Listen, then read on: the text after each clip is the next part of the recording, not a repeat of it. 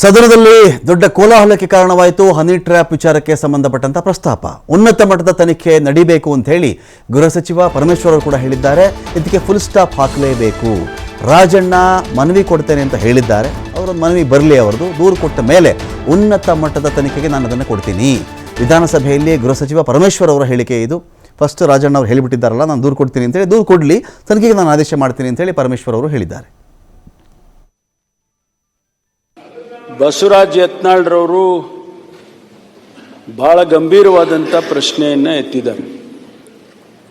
ಮಾನ್ಯ ಸುನಿಲ್ ಕುಮಾರ್ ಅವರು ಮತ್ತು ಮುನಿರತ್ನ ಅವರು ಕೂಡ ಬಹಳ ಆವೇಶಭರಿತವಾಗಿ ಮುನಿರತ್ನ ಅವರು ಮಾತನಾಡಿದ್ದಾರೆ.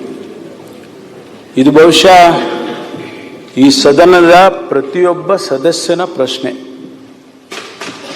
ಒಬ್ಬರಿಗಾಯಿತು ಇಬ್ಬರಿಗಾಯಿತು ಅನ್ನೋದು ಬರೋದಕ್ಕಿಂತ ಹೆಚ್ಚಾಗಿ ಇದಕ್ಕೆ ಒಂದು ಫುಲ್ ಸ್ಟಾಪ್ ಹಾಕಬೇಕು. ಯಾಕೆಂದರೆ ಕರ್ನಾಟಕದ ವಿಧಾನಮಂಡಲ ಏನಿದೆ, ಇಡೀ ದೇಶದಲ್ಲಿ ಭಾಳ ಗೌರವವನ್ನು ಸಂಪಾದನೆ ಮಾಡಿರ್ತಕ್ಕಂಥದ್ದು. ಈ ಸದನದ ಸದಸ್ಯರು ಭಾಳ, ನಮ್ಮ ತಂದೆಯವರು ಕೂಡ 52ರಲ್ಲಿ ಮೇಲ್ಮನೆಯ ಸದಸ್ಯರಾಗಿದ್ದರು.